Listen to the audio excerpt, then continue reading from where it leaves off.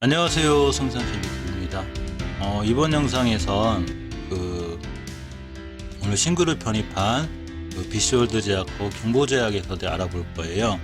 오늘 종군당이 좋은 일이 있었죠. 그 뉴스와 관련해서 관련이 있는 경보제약 BC월드 제약을 선택하게 됐는데 현재 위치와 내일 대응법 이런 거에 관해서 얘기해 보고자 합니다. 영상 시청에 앞서 구독과 좋아요, 알림 설정까지 꼭 부탁드려요.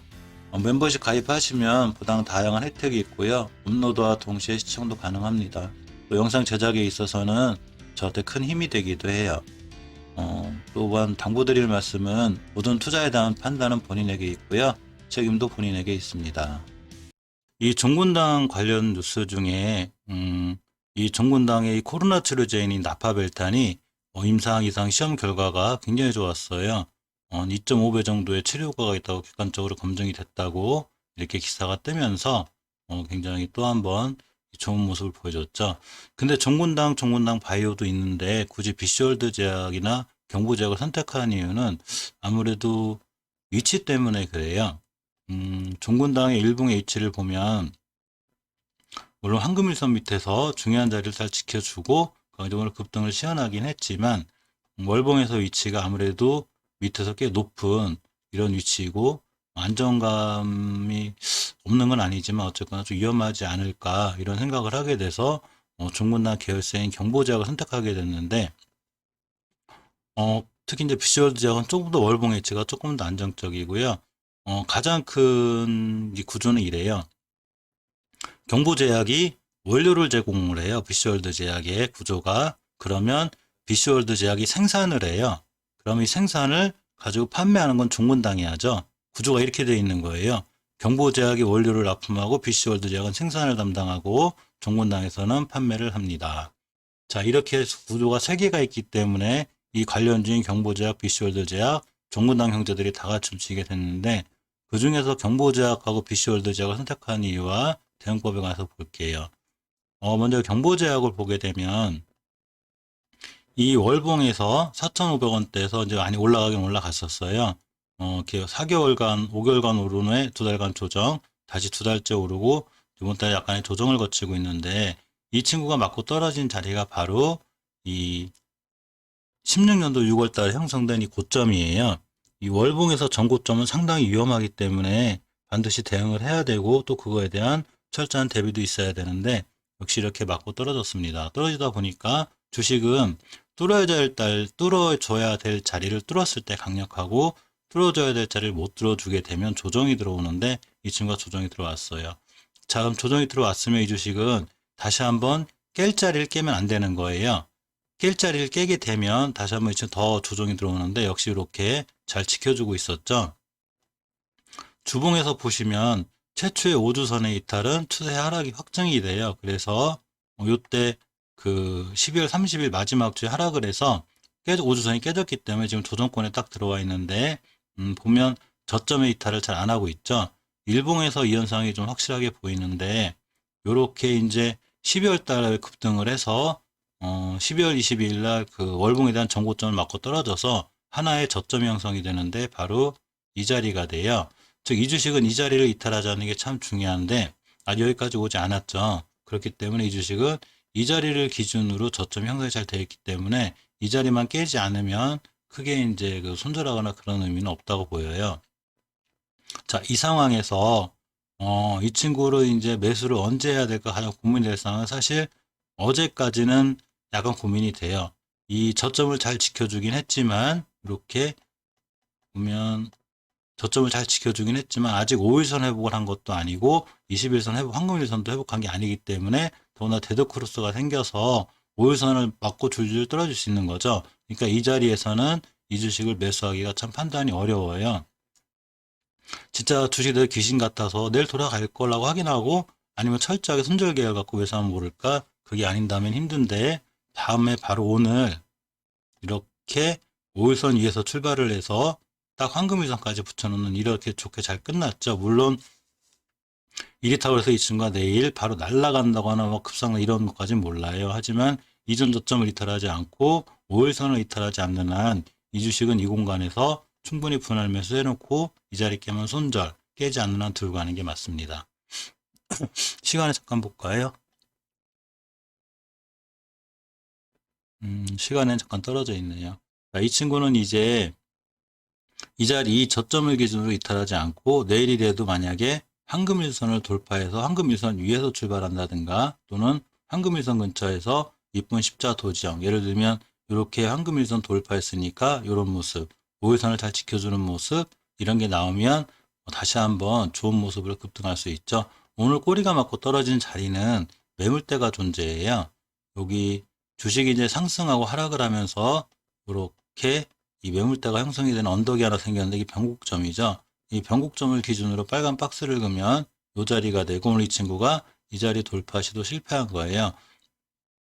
어떻게 보면 당연히 맞고 떨어지는 자리인데 이 친구의 주목할 점은 이 공간에 생겼던 이 거래량보다는 확실히 많은 거래량이 터지면서 정확 21선 돌파 시도를 하고 있기 때문에 현재 위치는 상당히 좋다고 보여요.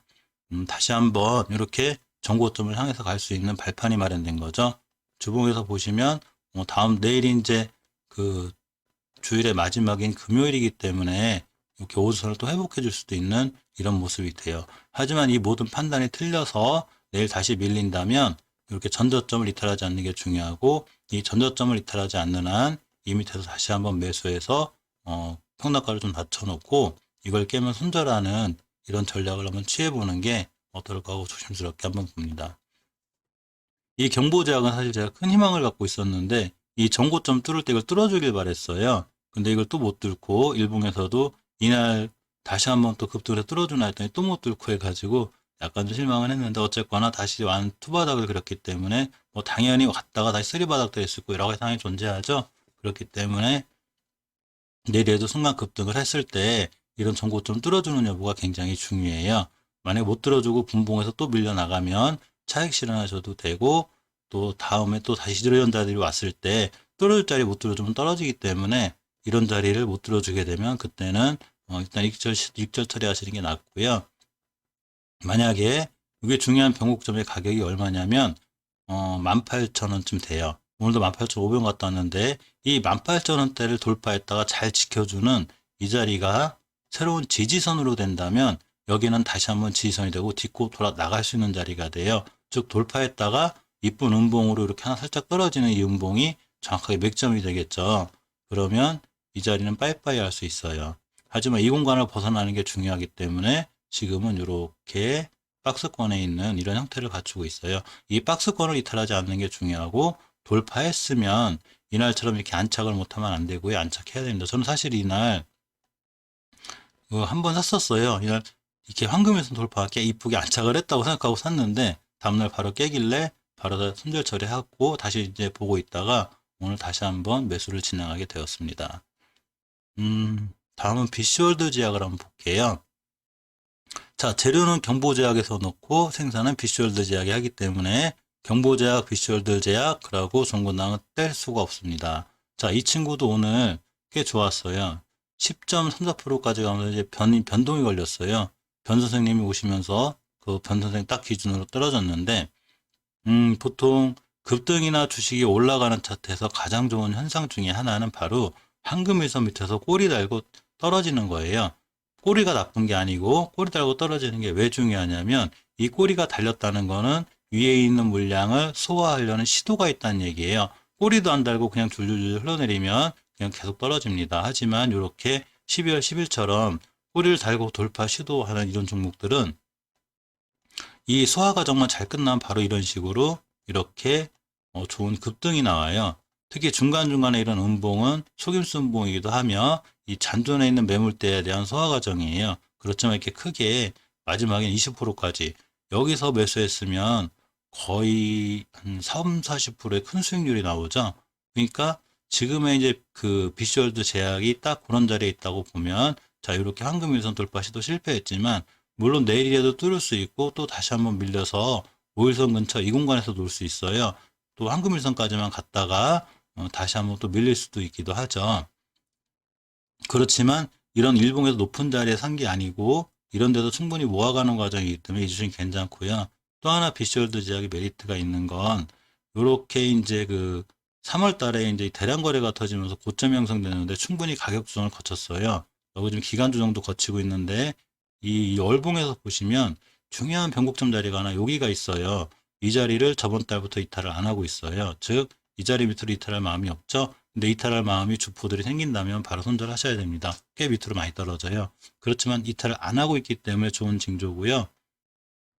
주봉에서 최초의 추세 하락이 확증이 되는 5주선을 깼기 때문에 20주선까지 밀렸는데 이 친구는 5주선, 10주선, 20주선의 가격이 그렇게 간격이 넓진 않아요. 즉 엄청나게 급등한 적이 없다는 얘기예요. 순간 옆으로 쭉 잘 가고 있는 거죠. 살짝 20주선까지 밀렸는데 딛고 돌아와서 이제 10주선과 5주선에 회복을 앞두고 있어요. 내일이 금요일이기 때문에 만약에 내일 5주선 이외에도 이쁘게 회복을 해주면 다음 주에 굉장히 좋은 모습을 보여줄 수 있죠. 자, 일봉에서 이렇게 높은 위치에 사는 게 아니고 이런 데서 차분히 그 분할 매수를 해놓으면 당연히 전저점 깨면 손절하면 되고요. 전저점을 이탈하지 않는 한 이 친구를 꾸준히 모아가면 다시 한번 좋은 모습이 예상될 수 있기 때문에 이렇게 한번 매수 진행을 해보았습니다. 자, 이상 경보제약하고 비쇼ल्드 제약에 관해서 알아봤고요. 항상 좋은 투자, 성공 투자 하시기 바랍니다. 감사합니다.